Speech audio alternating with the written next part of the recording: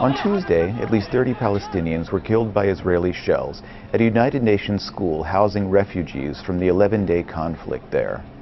United Nations officials and Palestinian medical officials said that many of the dead were women and children. Accounts of the incident differ.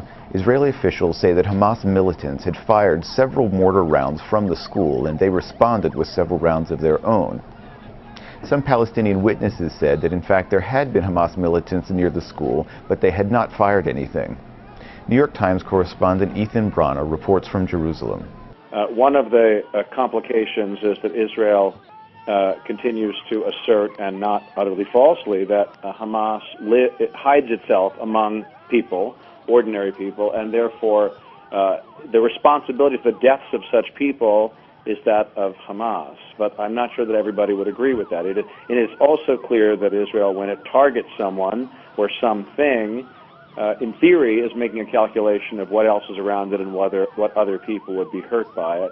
It feels, as this war goes forward into its 11th day, into its 12th day, now it's been 11, that the calculation is becoming a bit looser. The deep motive for this war against Hamas by Israel, which is the fear, and the fear mixed with knowledge, that Hamas has not just small homemade Qassams, as they're called, but increasingly sophisticated long-range Grads and Katyushas that they've been buying on the open market with, it is said, Iranian money, putting 500,000, 750,000 more Israelis under potential rocket fire. And of course, these rockets, when they're shot, are aimed exactly at hurting civilians and at terrorizing people. So they're a source of extraordinary anxiety in Israel. This is a new strategic threat in the last years, 5 years or so. Incidents involving Israeli shells and civilians have reshaped past conflicts with Hamas and Hezbollah in Lebanon.